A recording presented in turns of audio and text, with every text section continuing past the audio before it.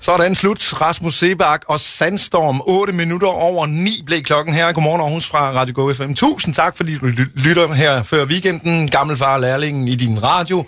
Vi har jo i forvejen Vild med Dans for Dummies med Marianne Eihilt, som vender tilbage på mandag. Vi har jo udvidet biksen her i løbet af ugen, så nu laver vi også valg for Dummies. Ja. I dag, Brian Holm, så tænker du sikkert cykelrytter, men jeg ved ikke, om du cykler, Brian. Godmorgen og velkommen. Jo, jeg har en cykel og cykler en gang imellem, men ikke så meget du som er Brian Holm. Nej, dog ikke. Og heller ikke så stærkt, måske. Det er endnu sjovere, at han faktisk har opstillet til kommunalvalg på Frederiksberg. Er han det? Ja, han er nemlig. The real så der har været lidt navne. Er det rigtigt? Ja, det har der. Ej, hvor sjovt, man. Men det er uden doping i valgkampen her, ikke? Kun... Okay. Hvad bruger man egentlig af doping som politiker? Man bruger lidt pep op en gang imellem, når man føler sig lidt død. Sådan lidt øl eller Red Bull eller nogle energidrik, så sådan, specielt under valgkampen her. Og kaffe måske? Nej, du er på vand i dag? Ja, jeg er på vand. Jeg drikker faktisk ikke kaffe. Det gemmer jeg til, jeg får virkelig, virkelig brug for det. Og så tager man en enkelt kop, hvis man skal køre sådan en uge i streg, og så virker det virkelig. Brian, du repræsenterer jo Venstre og stiller op til byrådet. Det er korrekt. Og du er jo, fordi vi skal lære dig lidt bedre at kende. Allerførst, så skal vi lige forklare reglerne lidt. Vil du, Christian? Ja, fordi at, det er jo valg for dummies, og vi gider ikke alt det der valgflæsk, Brian. Det kan vi lige så godt være ærlige og melde ud. Ja, valgflæsk. Det gider vi ikke. Så derfor så har vi lavet vores hjemmelavede valgflæsk-violin. Sådan at vi er fri for at høre på alle jeres politiske floskler. Og udenom snak. Ja, lad os lige prøve at høre den en gang. Ja, hvis du nu går i selvsving, Brian, så kommer den her jo.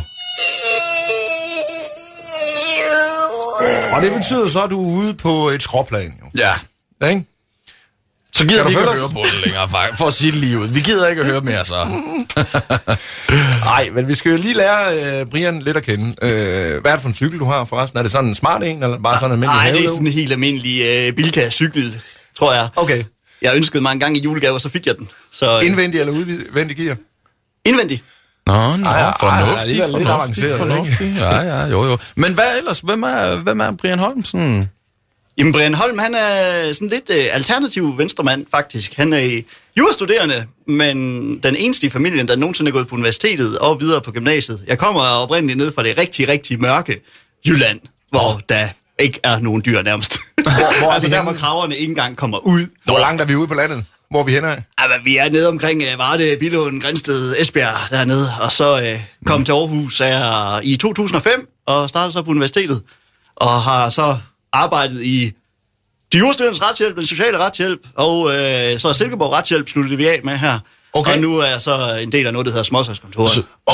Du har jo brudt lidt den sociale arv. Ja, det er korrekt. Vi har lige haft besøg af 2 mønsterbrydere, ja, nu har vi besøg af nye åbenbart. Bare på en anden måde. Ja, min far, han er udlært mekaniker, og min mor, hun er sådan HG butiksudlært. Så jo. Hvor vildt. Nå.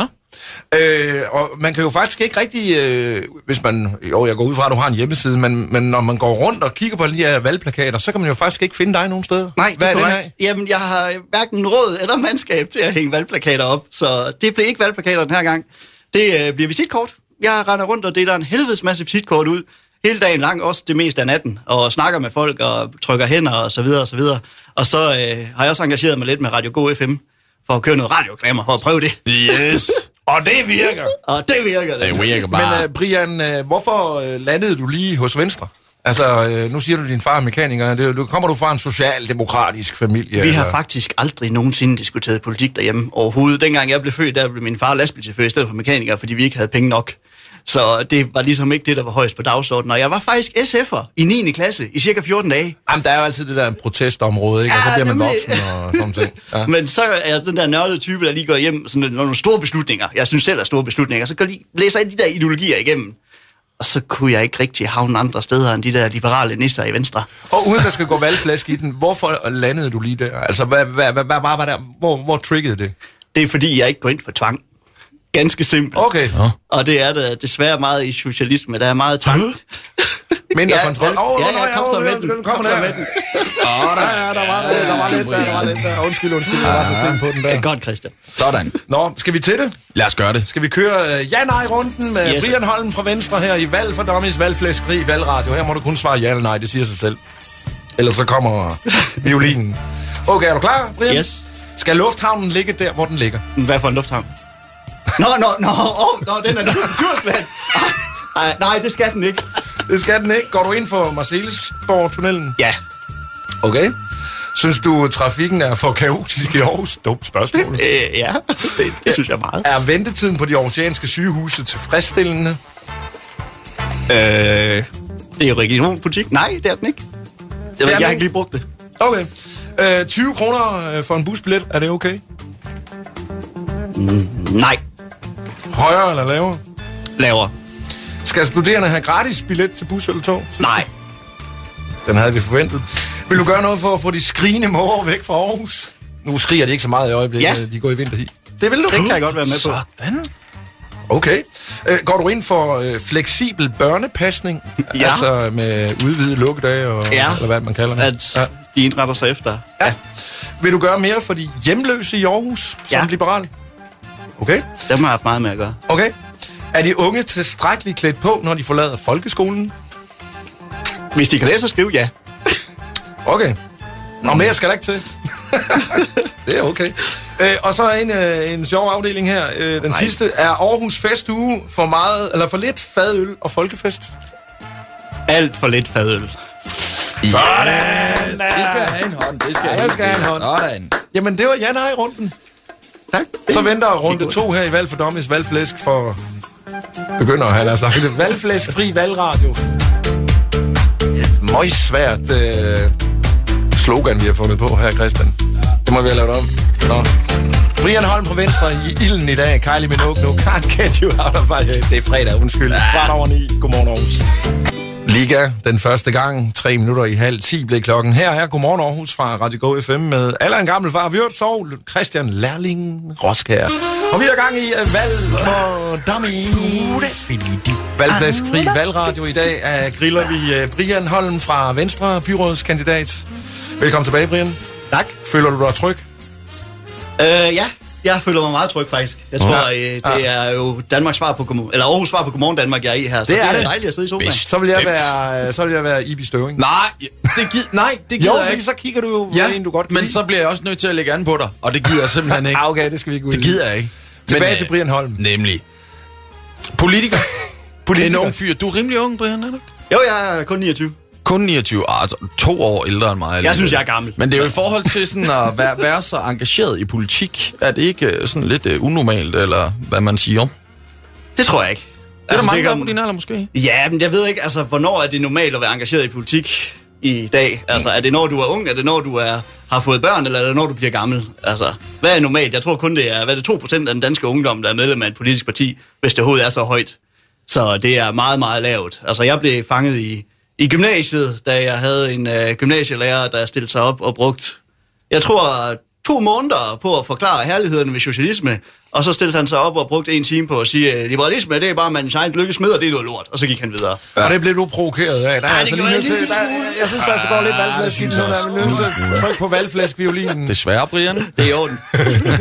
Men når man nu er en ung, flot fyr som dig, så går man jo selvfølgelig også i byen en gang imellem. Vil folk så diskutere politik? Det vil de nogle gange. Hvis de har en holdning til noget, eller ved, hvem jeg er, så kan det godt være, at de kommer over og sætter sig ved bordet, og så får vi lige en øl sammen, og så er det sådan lidt, om man skal diskutere eller debattere. Jeg har sådan 2 forskellige vinkler på det. Hvis vi diskuterer, så prøver vi på at blive enige, og vi er jo stort set enige om meget af det, altså det grundlæggende i Danmark. Og debatterer vi, jamen, så har vi for eksempel nogle tilhørere, og så sidder vi og sviner hinanden lidt til. Det er fordi, at hvis jeg kommer ud og siger, hey, jeg er udlært mekaniker, der går ikke 2 sekunder, før folk siger, jeg har lige en gammel Skoda Fabia, der skal skiftes bremseklodser på. Det er lige dig. Altså, bliver du aldrig nogensinde træt af, at Brian, det er politikeren? Det er politikeren. Jamen, nu har jeg jo været retshjælper i så mange år, at det er ikke så meget politiker, jeg er kendt for. Det er mere for at være retshjælper. Og så en hjælpe folk, specielt, alle folk med problemer, stort set. Jamen, så skal du blive gode venner med Christian. Helt sikkert, mand. Så jeg er sikker på, at han... lov dig for, at du kommer på opgave. Okay. Nå? Jamen, er vi ikke nået til næste punkt på dagsordenen? Er det nu? Ja, det er nu. Det er nu, det sker. Nu skal vi i gang i 5 skarpe til politikeren. Brian Holm fra Venstre, byrådskandidat. Det er på tirsdag, der skal sættes kryds. Nu har du mulighed for at lære ham lidt bedre at kende. Nu kommer 5 skarpe til politikeren. Christian. Hvis du ikke var politiker, hvad lavede du så, Brian Holm? Så arbejdede jeg nok på et eller andet, eller ikke, advokatkontor et eller andet sted. Forhåbentlig. Bum, bum. Hvad laver du typisk en søndag? Har tømmermænd. Hvor handler du typisk ind til aftensmaden, og hvad er yndlingsretten? Bixmad og Kiwi eller Lidl eller Superbrugsen. Bixmad. Det er lang tid siden. Ja. Der gav du lige en idé til aftensmaden i aften. Er det med spejlæg på, så? Ja. Og rødbede stykker. Ja. Skal bare lige være sikker på, om I kører stilen. Han er god nok, ham, Brian. Godt. Hvem er dine politiske modstandere? Kan du bedst lide? Maria Slot og Rasmus Vestergaard fra Enhedslisten her i Aarhus, henholdsvis spidskandidater begge to faktisk i Folketinget og byrådet. Det er to af mine gode venner. Nå. Så hvis man er rød i Aarhus, så... Hvordan kan man være venner med dem? Der er jo stor forskel på jeres politiske ideologier. Ja, det er der. Men de er fantastiske mennesker. Nå, så lad os komme videre. Hvis du fik 1000 kroner af os lige nu og her, og du skulle bruge dem på dig selv, hvad vil du så bruge dem på? Det er det sidste. Hvad vil jeg så bruge dem på? Jesus Christ, det var da et godt spørgsmål. Det var politikere. Det er et godt spørgsmål. Det er en valgflæsviolin. Det er en valgflæsviolin. Den går ikke. Så vil jeg nok købe en... Det ved jeg ikke. Nye højtaler. Nye højtaler? Ja, så hvis man kan få det for 1000 kroner. Så du kører Radio Go FM? Ja, for eksempel. Godt, så kan vi godt lide det alligevel. Og fyre ordentligt op. Yes. Det var den sidste 5 skarpe til politikeren. Brian, vi er faktisk ved at være i mål nu. Det går stærkt. Og nu lover vi at holde valgflæskviolinen slukket, fordi nu får du faktisk 30 sekunder til at fyre den af med, hvad du står for. Er du klar? Yes. Fordi nu kommer 30 sekunders runden med Brian Holm fra Venstre. Værsgo, 30 sekunder nu. Jeg er så træt af tomme løfter. Hvad med at løse problemerne i Aarhus i stedet for? Socialdemokraterne og SF har igennem 10 år haft absolut flertal i Aarhus Byråd, men nægter at tage ansvaret, der følger med. Hvad har de egentlig lavet i de 10 år? Nå ja, de har ændret navnet på byen. Det er vist det. Er der virkelig ikke vigtigere ting at tage fat på? Det er tid til forandring. Derfor stiller jeg op til Aarhus Byråd. Tak for ordet. Og det er ikke 30 sekunder.